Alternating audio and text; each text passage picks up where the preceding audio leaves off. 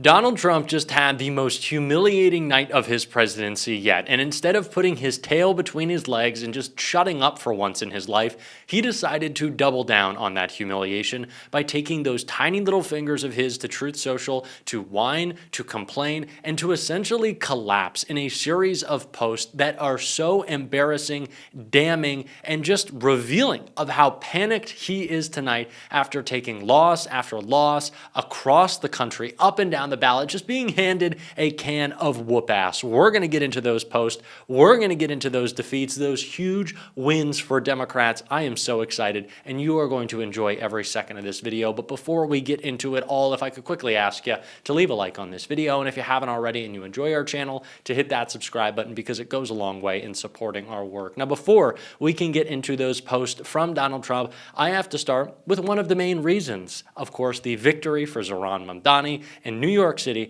that AOC talked about, and really talked about all of the wins we saw tonight across the country in this clip right here. So many people who participated and were brought together by his campaign, because they were not just tasked with defeating a Republican, they were also tasked with defeating the old guard of the Democratic Party that essentially led us to many of the perils of this moment. So he had a two-front war to win, which is what makes his victory so deeply impressive. And I do think that this moment, a lot of people who are willing to talk about party unity when it serves them, but not party unity when it serves everybody, it puts those folks on notice. And I think it also puts folks on notice that we have a future to plan for. We have a future to fight for. And we're either going to do that together or you're going to be left behind. And I think that is not a partisan issue. It's not about progressive. It's not moderate. It's not liberal. This is about, do you understand the assignment of fighting fascism right now? And the assignment is to come together across difference no matter what.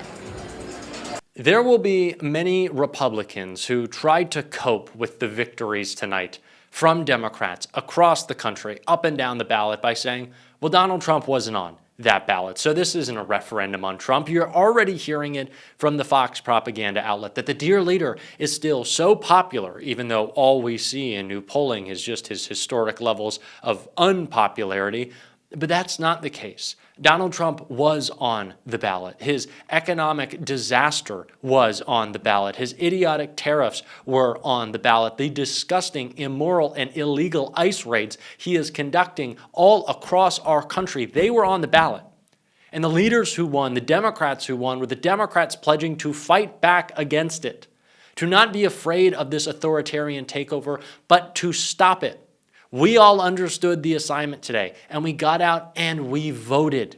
We voted against Donald Trump. We voted against this movement. We were inspired. We had an aspirational vision. Sure, there was pushback, and of course there needed to be, but Democrats have a future beyond just beating this man. And no one exemplified that more than Zohran Mamdani, who had this to say tonight before we get into Trump's meltdown. We believe in standing up for those we love.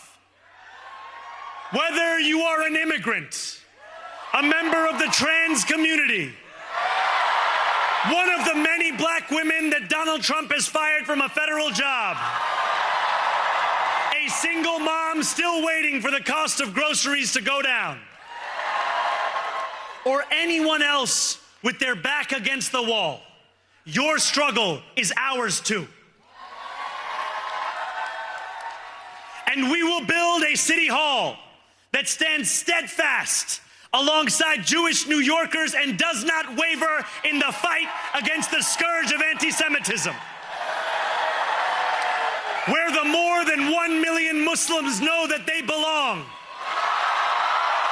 That is the aspirational message that Democrats need right now. Donald Trump is going to try to make us scared. Donald Trump is going to try to intimidate us. We actually saw that in the post he made. But it's not going to work because we are bigger than he is. We are more powerful than he is. He is taking losses in court, in the court of public opinion. He is losing support every day from independents, from Republicans, from his own MAGA Republicans in Congress. Donald Trump continues to lose. So he took stock of all of that tonight. He saw where he was at. And again, he took those tiny little fingers of his to Truth Social because he was feeling the pressure. He understands what's happening right now, a movement across the country. And I didn't even talk about Gavin, which I'm going to in a second. But he freaked out on Truth Social and really just revealed it all. Trump made several posts on Truth Social, one saying, pass voter reform, voter ID, no mail-in ballots, save our Supreme Court from packing, no two-state addition, etc., terminate the filibuster. Republicans, terminate the filibuster, get back to passing legislation and voter reform. Just out, the 60 Minutes interview of Donald J. Trump on CBS Sunday night was the highest rated 60 Minutes in years. Trump also wrote, in quotes, Trump wasn't on the ballot and shutdown were the two reasons that Republicans lost elections tonight, according to pollsters. Donald Trump coping, seething, trying to make himself feel better, saying, oh, I did such a great job on 60 Minutes. It also played after a football game. That might have helped. I think we were all kind of tuned in to Mahomes and Josh Allen going back and forth. But Donald Trump saying, oh, everybody watched my interview. Doesn't matter. Oh, I wasn't on the ballot, so it doesn't matter. No, you were on the ballot, like I said, Donald. Everybody fucking hates you. And so you lost in New Jersey. You lost in Virginia. You lost in New York. You lost in California. You lost in Georgia. All across the country, you lost. But more so than just Donald Trump's fury tonight, the anger that will continue to spew out from him, probably till 3 o'clock in the morning on Truth Social, is what he is now asking from Republicans. It is not just a desire to get rid of the filibuster so he can end this shutdown, not negotiating with Democrats, of course, to protect people's health care, to get people food assistance. No. Donald Trump wants to end this shutdown because he knows how politically toxic it is for him. But why else does he want to get rid of the filibuster? What else does Donald Trump want to do? Voter reform. What reform? What does Donald Trump need to reform? Why did he send poll watchers to check the legality of votes being cast in California today, the state Donald Trump was most worried about, and that delivered him this result? And before we talk more about it, I want to see what we got out of the result in California. U.S. House maps, and we can make a projection in California. The polls are closed as of now, and CNN projects the Californians have indeed voted yes on the state's newly drawn congressional district map, aiming to help Democrats win an additional up to 5 U.S. House seats in the 2026 midterm elections in 1 year. In immediate result, right away, California wasted no time. Gavin Newsom wasted no time telling Donald Trump how his state feels, how he will stand up to this fascist takeover, and what's ahead in the midterms. Remember, this wasn't just about responding to Greg Abbott. This wasn't just about responding to Donald Trump. This was about setting up 2026.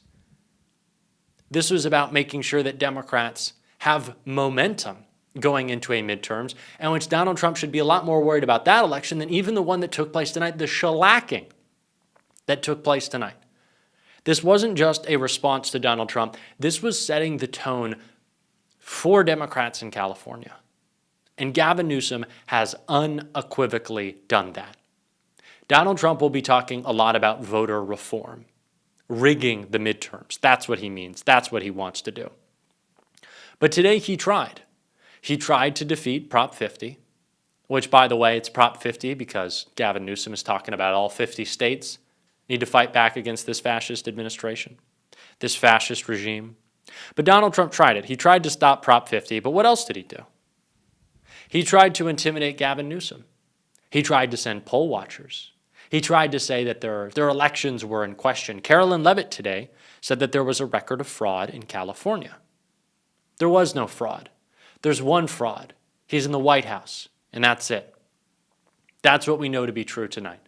That Donald Trump is the fraud. Donald Trump is the loser. Donald Trump can post all he wants, but it doesn't matter because he lost. And he's going to tell himself he wasn't on the ballot. He's going to try to save his feelings, but that's just not true. You were on the ballot, and we told you to go fuck yourself. You are the worst president in American history. And not only are Democrats going to beat you again, Democrats will have an aspirational message when we do so. That we are going to be looking past Donald Trump. that we are going to be fighting for a better future, that we will finally sweep him into the dustbin of history. And no one has talked more about that aspirational vision than the man who won tonight, Zohran Mamdani, who I want to hear from again. So Donald Trump, since I know you're watching, I have 4 words for you. Turn the volume up.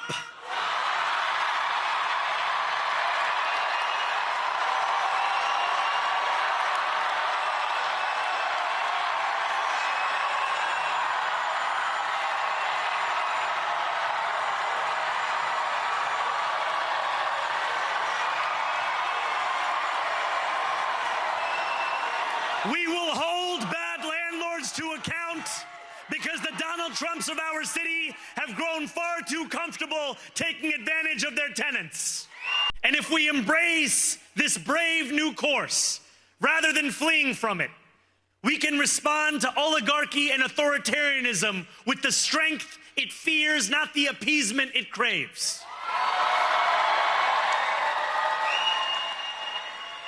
After all, if anyone can show a nation betrayed by Donald Trump how to defeat him, it is the city that gave rise to him.